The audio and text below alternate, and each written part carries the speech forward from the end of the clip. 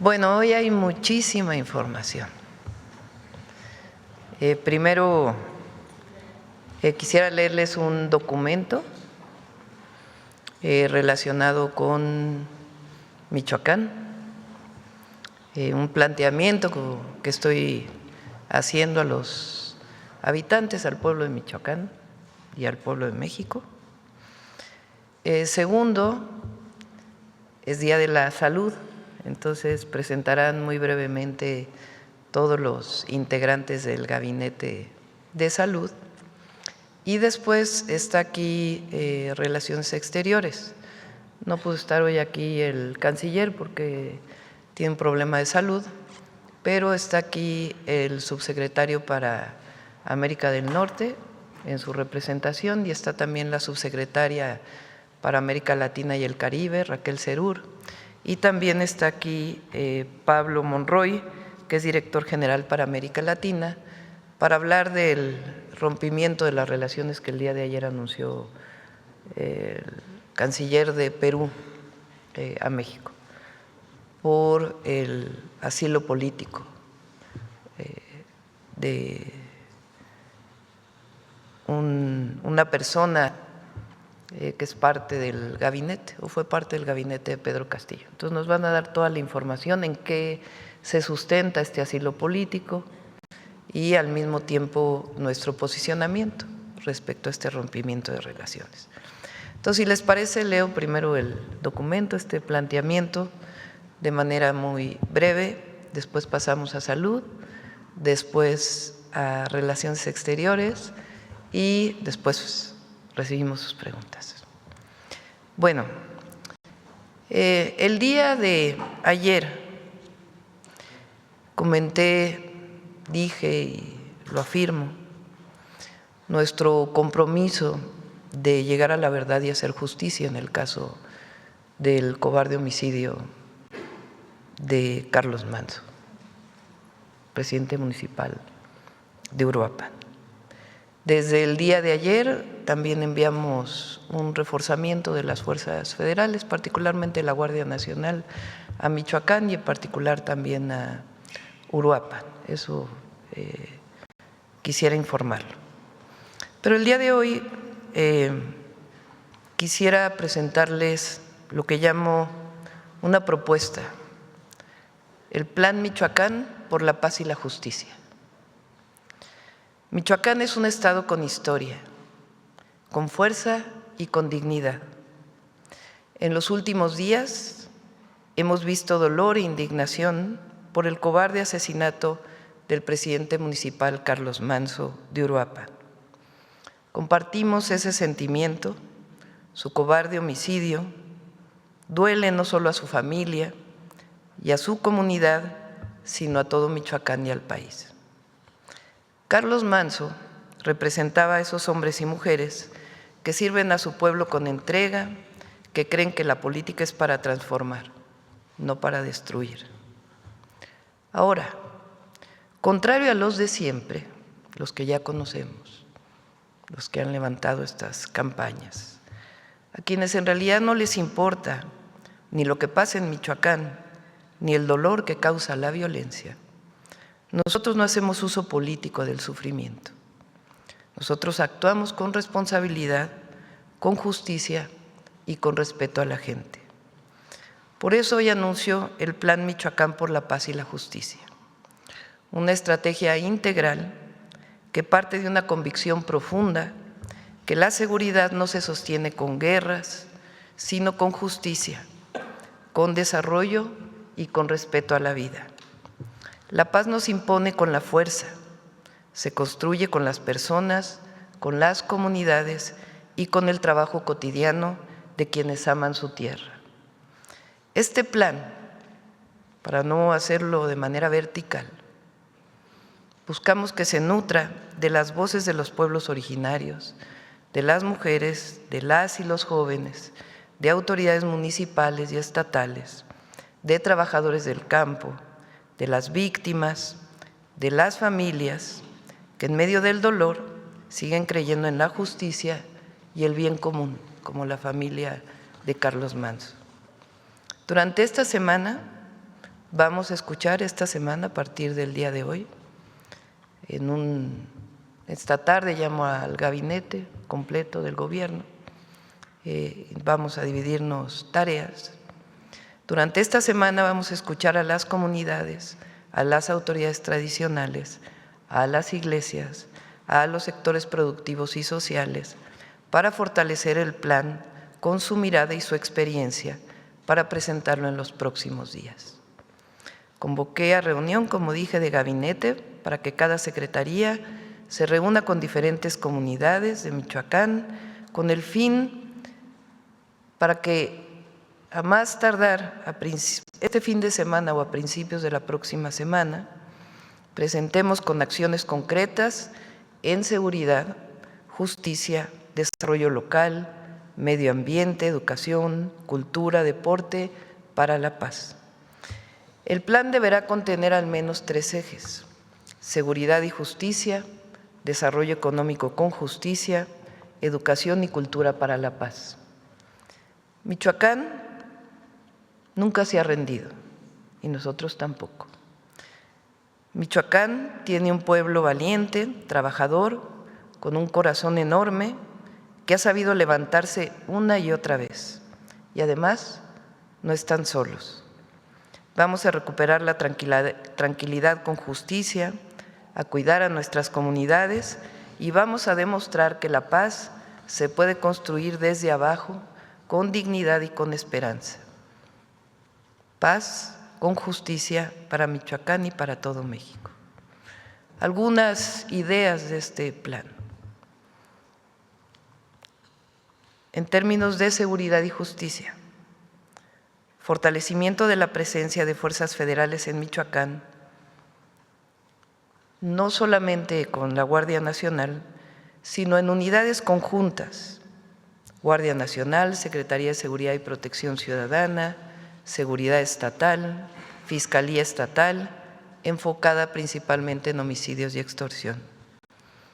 Una propuesta al Congreso de Michoacán y a su fiscal para el fortalecimiento de la Fiscalía Estatal a partir de la constitución de una Fiscalía especializada de investigación e inteligencia en delitos de alto impacto. Una oficina de la Presidencia de la República en distintos municipios de Michoacán, particularmente Uruapan. Mesas de seguridad quincenales con el Gabinete de Seguridad. Sistema de alerta para los presidentes municipales. Fortalecimiento de la denuncia anónima a las víctimas de extorsión.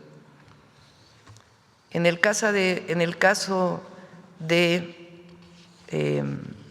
el segundo eje, que tiene que ver con desarrollo económico, garantía de seguridad social y salarios dignos a jornaleros agrícolas y trabajadores de la agricultura de exportación, inversión en infraestructura rural, convenio con el sector productivo para el desarrollo de más polos de bienestar.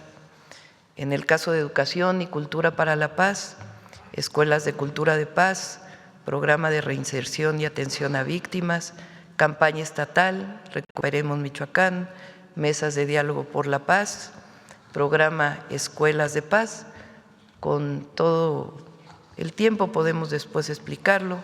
Beca para ayuda en transporte a jóvenes universitarios, deporte comunitario y centros de alto rendimiento local, centros comunitarios de deporte y bienestar, centro regional de alto rendimiento en distintos municipios de Michoacán, centros regionales de cultura y memoria, programa de arte y territorio, algunas Festival Anual de Voces de Michoacán y Red de Casas de la Cultura Segura, entre otras propuestas que vamos a ir complementando con el pueblo de Michoacán. De tal forma que juntos, desde abajo, construyamos este plan Michoacán por la paz y la justicia. A partir del día de hoy comenzaremos este trabajo y esperamos que con este diálogo abierto a distintos sectores, el fin de semana, y si no a principios de la próxima semana, podamos estar presentando este plan integral para la paz y la justicia en Michoacán, sustentado no en la violencia, sino en la construcción de la paz. Sí, con seguridad, con justicia, como lo dijimos ayer, pero con una serie de acciones que queremos construir con el pueblo de Michoacán. Bueno, pues esta es la propuesta de Plan Michoacán por la Paz y la Justicia y evidentemente pues podemos contestar a sus preguntas. Ahora vamos con salud. Gracias, Presidenta. Con su permiso. El día de hoy les queremos presentar la campaña de vacunación contra el virus de papiloma del 2025. Este es un ejemplo de la importancia que tiene el sector público en el diseño de una política de salud. Me pasa la siguiente diapositiva. La Organización Mundial de la Salud y la Organización Panamericana de la Salud han lanzado la Estrategia Global de Eliminación del Cáncer Cérvico-Uterino. Es la segunda causa de muerte en mujeres y se puede eliminar. Y es precisamente quien recoge eso el sector público, y del 2024 a la fecha se han aplicado más de 2 millones de vacunas de dosis contra el papiloma a niñas de 5º año de primaria y de 11 años no escolarizada. La siguiente diapositiva, por favor. A partir de este año, incorporamos la vacunación a los niños también de 5º grado de primaria y de 11 años no escolarizados. El punto importante es que tenemos como meta vacunar a 2.5 millones de niñas y de niños en México.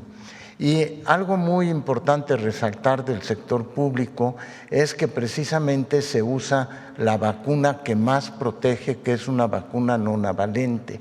Y la razón es que hay 7 especies que tienen que ver directamente con el riesgo de desarrollo de cáncer cérvico-uterino, pero también con cáncer que tiene que ver en niños como vejiga, etcétera, que afectan también a los niños. Y tenemos además 20% que tienen dos serotipos que están asociados al 90% de verrugas genitales. Esta estrategia lo que persigue es que los niños y niñas que se vacunen ahora lleguen a la edad adulta sin tener ya ningún riesgo de desarrollar carcinoma cérvico-uterino. La siguiente, por favor. Los grupos a vacunarse este año son niñas y niños de 5º grado de primaria, de 11 años, para tratar de alcanzar a aquellos que no se hayan vacunado anteriormente, y también niños de 12 a 16 años. Todas las personas que tengan entre 11 y 49 años que viven con VIH también se vacunarán, y también adolescentes víctimas de violencia sexual. La siguiente, por favor. Con todo esto, les menciono cómo va la vacunación hasta el momento. Hemos aplicado 960,548, equivalente en este momento al 42.6% de la meta que nos hemos trazado. Y vuelvo a insistir, con el mejor tipo de vacuna, sin ninguna restricción a los avances que ocurren en medicina. Muchas gracias. Con permiso. ¿Quién sigue? ¿Martí?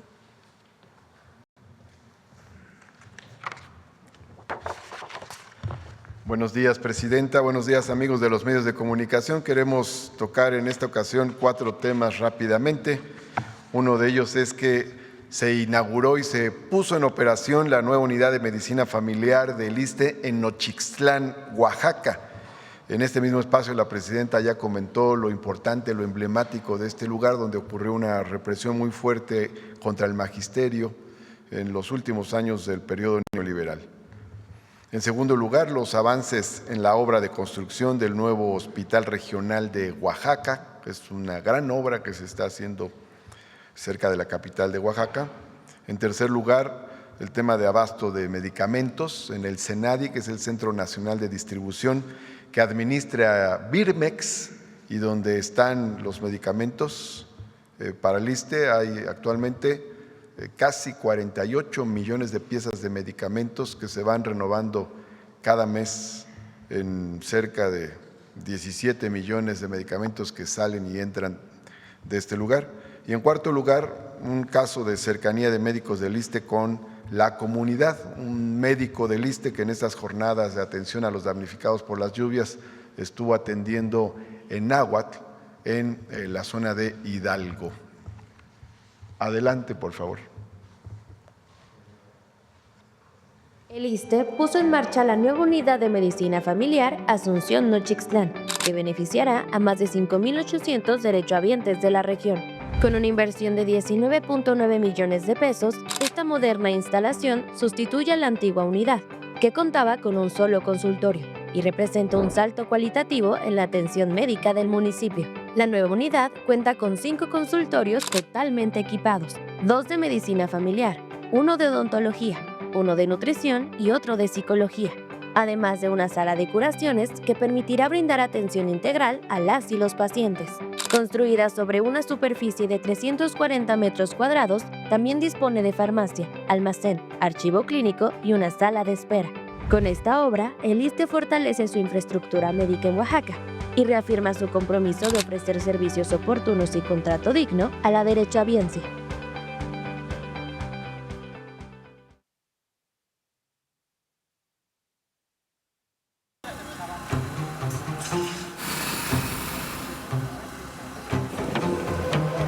El ISSSTE continúa con paso firme la construcción del nuevo Hospital Regional de Alta Especialidad de Oaxaca. Con una inversión de más de 3.500 millones de pesos, la obra se encuentra actualmente en etapa de cimentación profunda y rellenos. Se lleva a cabo el hincado de pilotes a 20 metros de profundidad con acero de refuerzo y una mezcla de concreto de alta resistencia, elementos que darán soporte a toda la estructura del hospital. La unidad, cuya construcción inició el 8 de agosto, contará con 250 camas sensables, 44 consultorios y 36 especialidades, así como servicios de rayos X, ultrasonido, mastografía, tomografía, medicina nuclear y resonancia magnética. También tendrá un laboratorio de análisis clínicos, banco de sangre y una clínica del sueño, para brindar atención integral a más de 1.7 millones de derechohabientes de la región. Con esta obra, el ISSSTE refrenda su compromiso de fortalecer la infraestructura hospitalaria y garantizar servicios de salud de alta especialidad en el sur del país.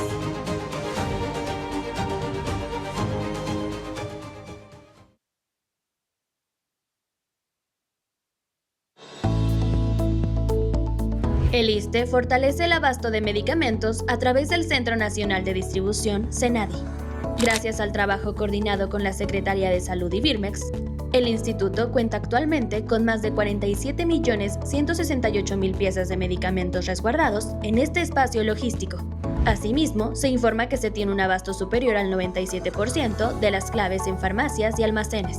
Este centro recibe diariamente medicamentos y material de curación que se distribuyen a cerca de 786 unidades médicas del ISSSTE en todo el país. Cada mes, el CENADI recibe en promedio más de 17 millones de piezas, lo que garantiza un flujo constante de insumos. Tiene disponibles 35.000 posiciones de almacenamiento, 38 cortinas para recibo y embarque y 6 en la antecámara para recibo de red fría. Con este avance, el instituto refrenda el compromiso de garantizar el acceso oportuno a tratamientos de calidad para sus derechohabientes.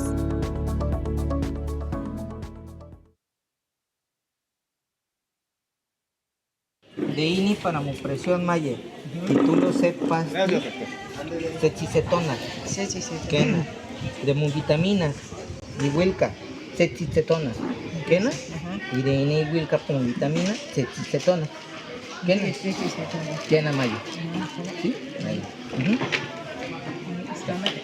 Yo tengo. Quena. ¿Es cuánto, Presidenta?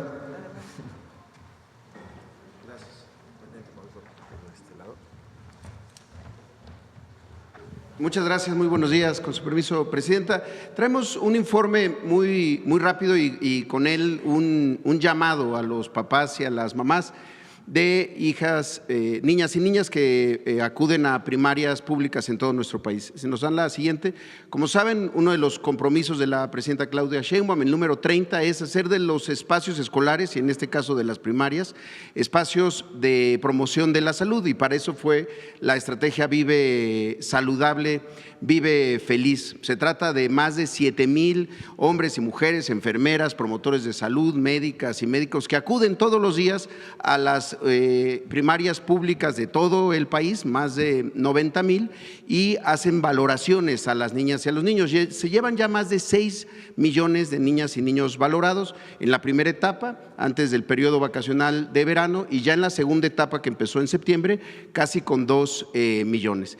Los primeros hallazgos, en la siguiente, de los 4 módulos, nos hablan de la necesidad de atender los temas de sobrepeso, obesidad, también baja talla y desnutrición, así como los temas de salud bucal, niñas y niños que tienen caries, y agudeza visual.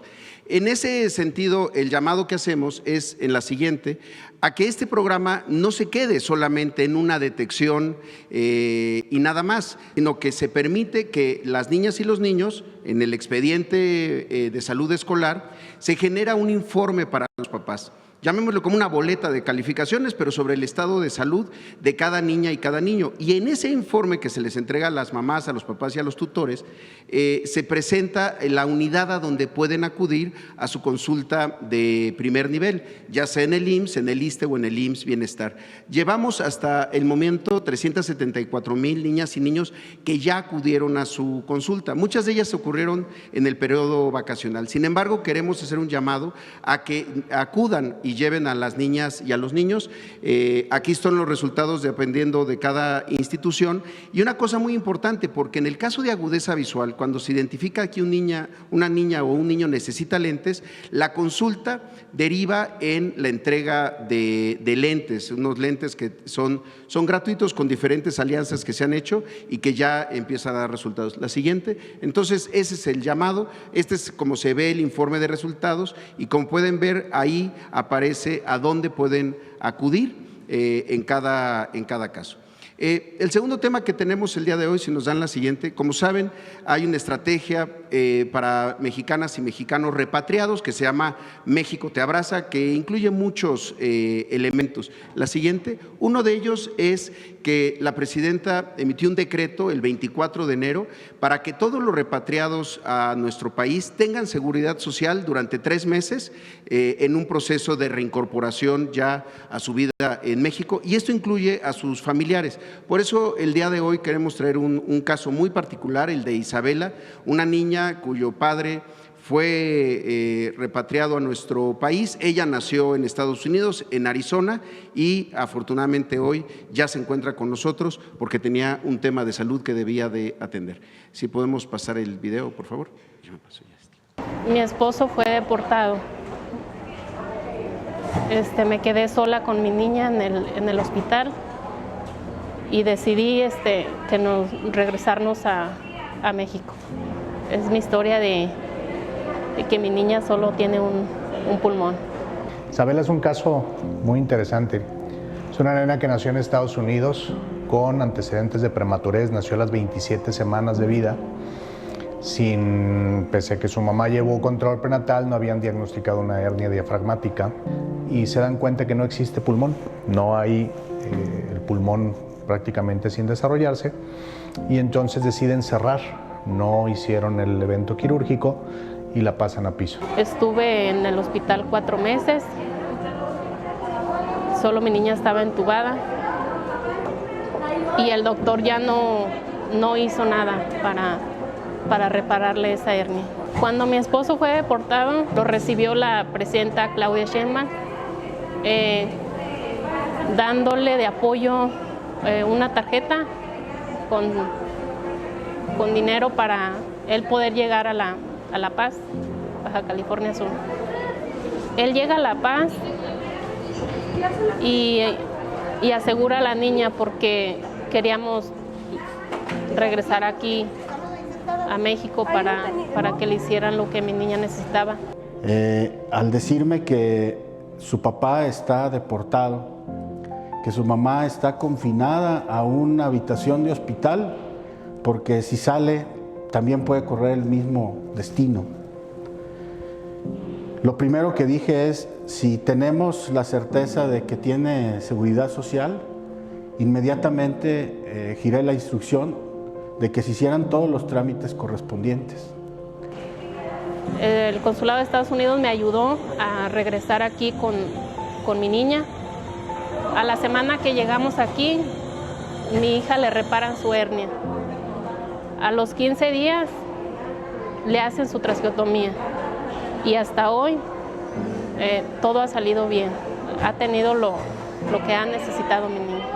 El camino que continúa para nuestra paciente puede ser largo y sinuoso, pero en conjunto con nosotros y de la mano de nosotros, este camino cada día pudiera ser mejor para ella.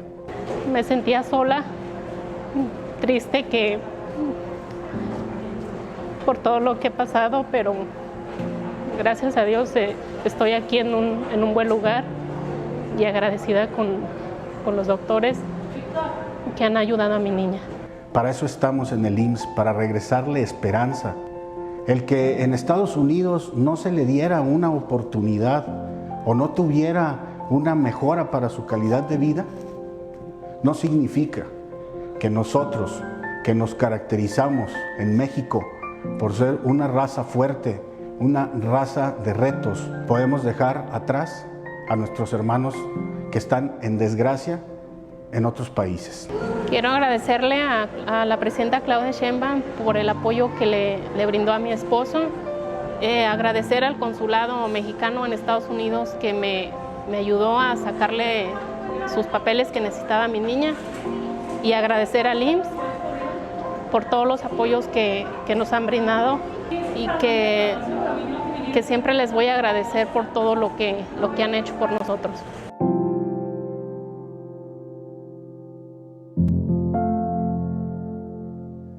Es cuanto, Presidenta. Bueno, Isabel está en el Hospital de Pediatría del Centro Médico Nacional de Occidente y pues fue gracias a este programa de México Te Abrace de aseguramiento de los paisanos repatriados. Es cuanto por nuestra parte. Gracias. Adelante, Alejandro. ¿Aquí quieres? Con su permiso, Presidenta, desde el IMSS Bienestar vamos a informar los avances de la estrategia de rutas de la salud y la puesta en marcha del Programa Nacional de Telemedicina del IMSS Bienestar. Siguiente, por favor. Bueno, como ya lo hemos expuesto, las rutas de la salud son una red logística nacional que asegura el abasto permanente a todas las unidades médicas del IMSS Bienestar. Cada mes, brigadas y vehículos recorren los 23 estados donde opera el IMSS Bienestar, llevando medicamentos a cada hospital y a cada unidad médica. Siguiente, por favor. Desde el 27 al 31 de octubre del pasado mes, por instrucción de nuestra presidenta, se llevó a cabo la tercera entrega de las rutas de la salud. Durante esta jornada se abastecieron por tercer mes consecutivo y de forma total 8.394 centros de salud. Se entregaron 10.307 kits de medicamentos y se distribuyeron más de 13 millones de piezas en todo el país. Estos resultados reflejan el proceso de consolidación de una operación logística nacional. Siguiente, por favor.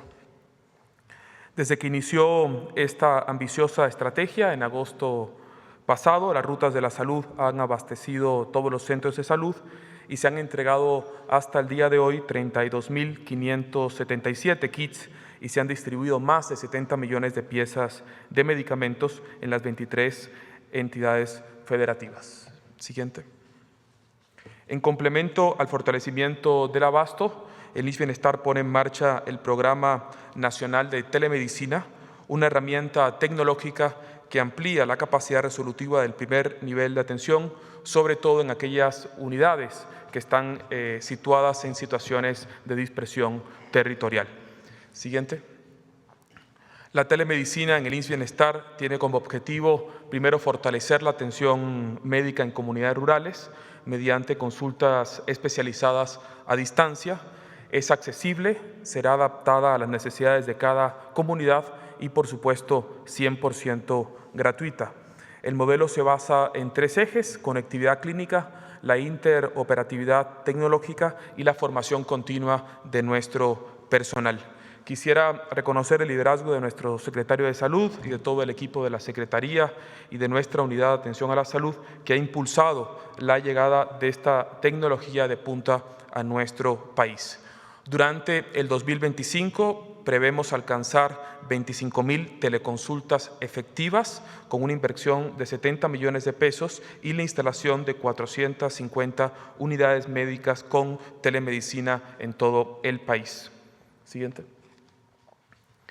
El arranque se realizó este fin de semana, anterior por favor, se realizó este fin de semana en el corazón de la Selva Lacandona, en la comunidad de San Quintín, Chiapas, con una consulta pediátrica.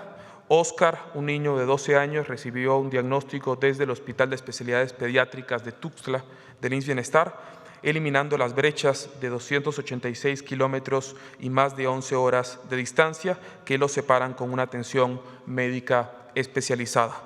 Presidenta, durante esta fase se contempla la instalación de 9 nodos de telemedicina en el estado de Chiapas y la operación de la unidad médica en Nayarit y Sinaloa, todas equipadas con el modelo de tecnología del IMSS Bienestar, mejor conocido como GAIL.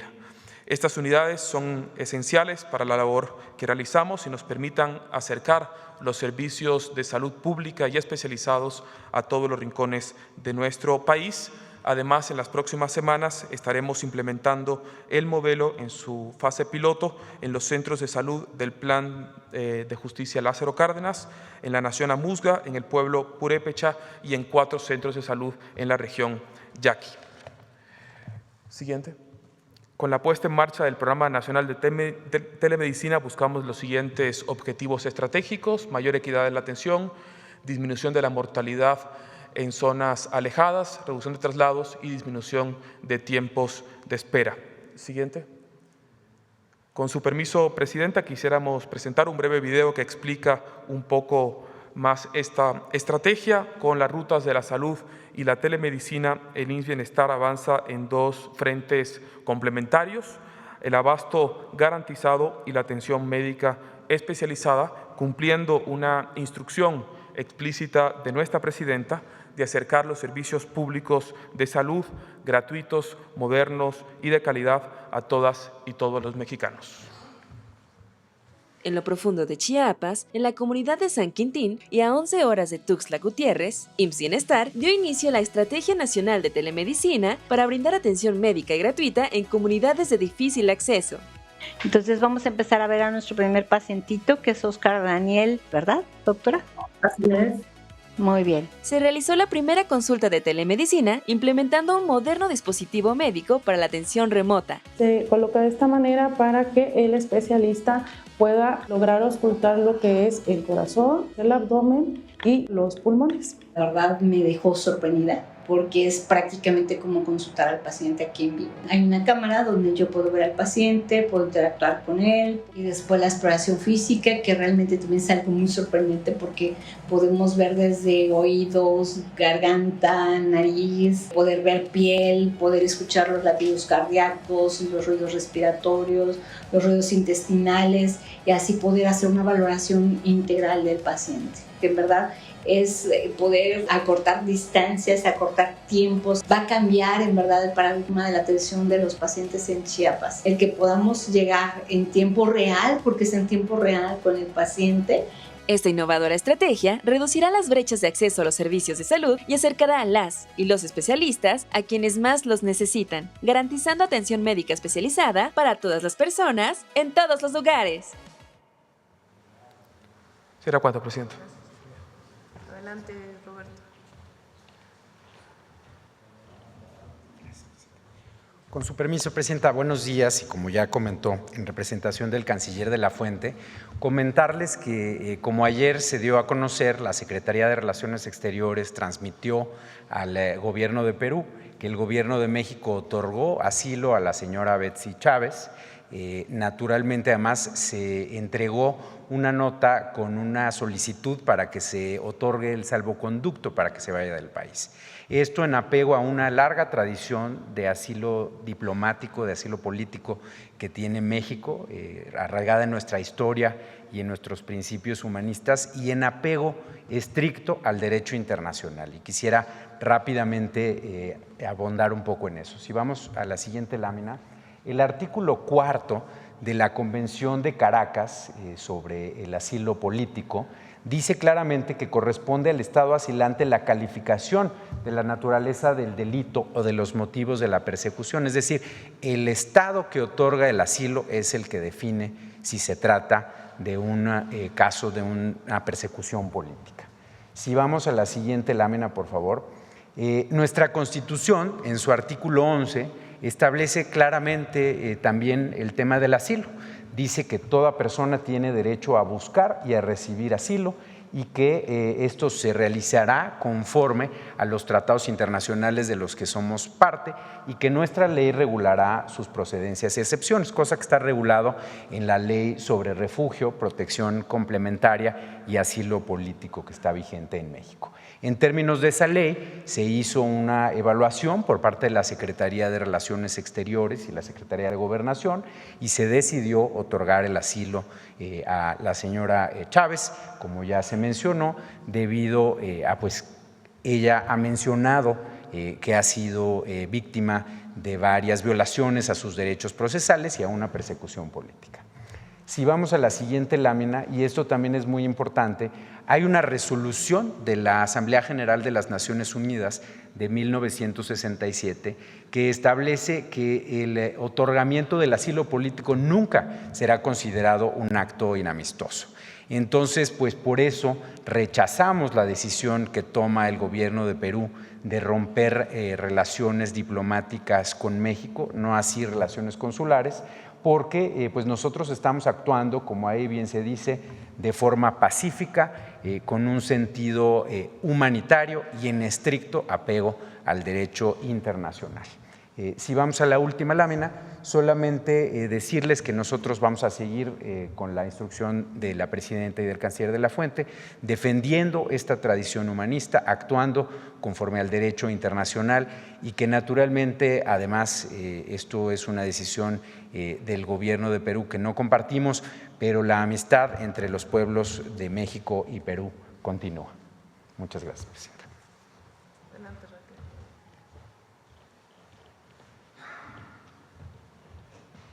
Gracias, presidenta. Muy buenos días tengan todas y todos ustedes. Yo quisiera referirme un poco más a México y a su fiel tradición y vocación humanista, porque ha protegido a miles de personas perseguidas a lo largo de su historia y es gracias a esta figura del asilo político y del refugio, como lo acaba de explicar Roberto. Y en este sentido recordemos que toda persona extranjera que encuentre en peligro su vida, su integridad y su libertad por sus ideas o actividades políticas, puede solicitar asilo político a México. Y son la Constitución, la ley en la materia y el derecho internacional quienes norman el criterio para conceder o no el asilo. Yo quiero también comentarles que los ejemplos de asilo político a extranjeros son muchos. Quizá el más recordado sea el del presidente Lázaro Cárdenas, que salvó a cientos de refugiados españoles que huían de la dictadura de Franco y del fascismo. Pero también están los casos de asilo durante las dictaduras de Chile, de Argentina, de Paraguay y de Brasil, o aquellos otros durante los conflictos de Centroamérica, y otros casos relevantes, por ejemplo, de José Martí, Trotsky, el Shah de Irán, Rigoberta Menchú, Evo Morales, son cientos y miles de personas que han solicitado a México y que México generosamente les ha otorgado el asilo. Permítanme nada más citar al presidente Cárdenas cuando el buque Sinaya, que fue enviado por México para traer a los refugiados españoles, arribó a nuestro país en 1939. Y él dijo textualmente, lo cito, «No los recibimos como náufragos de la persecución dictatorial, sino como exponentes de la causa imperecedera de las libertades del hombre». Y tiempo después, este buque, que fue y vino varias veces para traer refugiados a México, fue hundido por los nazis. Para México, el asilo político y el refugio son figuras que, en primer lugar, y esto es muy importante, buscan proteger a personas, es decir, son figuras humanistas. Además de solicitar asilo político o refugio, es un derecho humano de cualquier persona y su otorgamiento es un derecho de México como Estado soberano, que debe ser respetado por otros países. Al ser derechos humanos, estas figuras se guían por principios universales como el principio pro persona, y las leyes deben ser interpretadas y aplicadas de forma que otorguen la protección más amplia a la persona, y el de presunción de inocencia. Toda persona es inocente hasta que su culpabilidad sea decidida por una autoridad judicial. Y finalmente, el asilo político es un acto pacífico.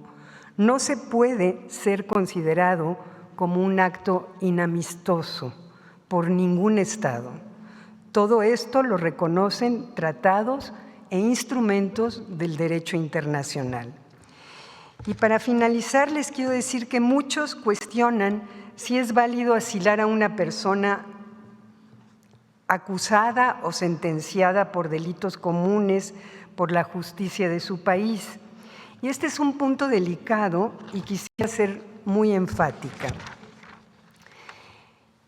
Solo al Estado asilante le corresponde estudiar y decidir si la persona solicitante de asilo es objeto de persecución política o no. Y ustedes se preguntarán por qué. Porque si un Estado persigue a una persona por razones políticas, pues evidentemente no lo va a reconocer, sino que buscará acusarlos de delitos comunes como corrupción, terrorismo u otros. Entonces, concluyo diciendo que el asilo es una de nuestras instituciones más nobles y que en ese sentido México, desde que es independiente, ha sido fiel a esta institución tan noble. Muchas gracias, Presidenta. Con permiso.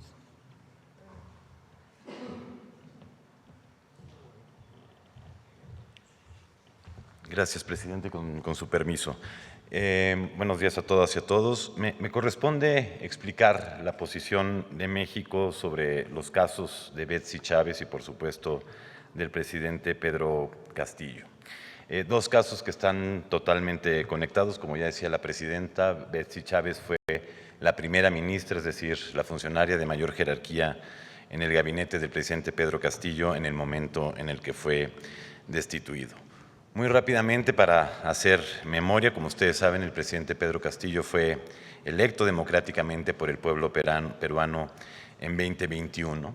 E incluso antes de que asumiera como presidente, ya fuerzas opositoras intentaron impedirle que llegara a la presidencia, lanzaron una campaña acusándolo falsamente de cometer fraude en las elecciones. Varios despachos de abogados fueron incluso contratados en Lima para cancelar o intentar cancelar cientos de miles de votos a favor de Castillo y sobre todo en las zonas pobres del sur andino.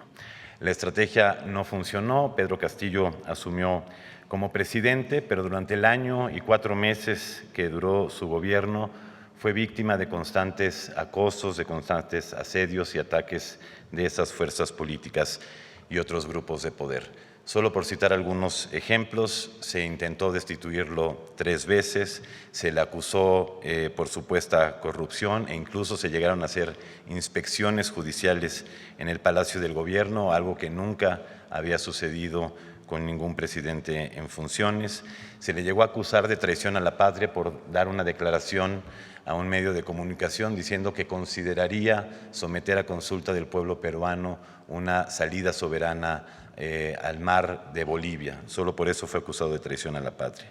El Congreso le destituyó varios de sus ministros y, bueno, constantemente recibía ataques de corte racista y clasista en prensa y otros espacios. Y es así como el 7 de diciembre de 2022, Pedro Castillo anuncia que disolvería el Congreso para que se eligiera a otro, y por ello es que fue detenido cuando todavía gozaba de fuero constitucional. Posteriormente, el Congreso lo destituye como presidente sin que se reunieran los votos necesarios para hacerlo, le retira el fuero constitucional en violación de su propio reglamento y saltándose procedimientos y tiempos, y el Poder Judicial le decreta una prisión preventiva mientras lo investigaba por rebelión. Esta prisión preventiva dura 2 años y cacho, es decir, todo ese tiempo estuvo en prisión sin que se iniciara un juicio en su contra. Finalmente, en marzo de este año se inicia el juicio por rebelión, que parece ser un delito que nunca se ha cometido. Conforme a la legislación penal peruana, rebelión es aquel que se alza en armas para variar la forma de gobierno. Ese 7 de diciembre, nadie, absolutamente nadie, se alzó en armas por órdenes de Pedro Castillo. Entonces, es decir, no solo el presidente Castillo y su gobierno fue objeto de ataques, de acosos mientras gobernó, sino que a partir del 7 de diciembre que es destituido, sus procedimientos legales están llenos de irregularidades que son equivalentes a violaciones a derechos humanos. Y por eso es que México ha mantenido la postura que tiene en este momento sobre el caso. Y como decimos, el caso de Betsy Chávez está totalmente conectado y es muy similar. También se le acusa por rebelión, como al presidente Castillo y otras personas. Se le suman otros delitos como conspiración para rebelión que, como hemos dicho, no se ajustan necesariamente a lo que pasó.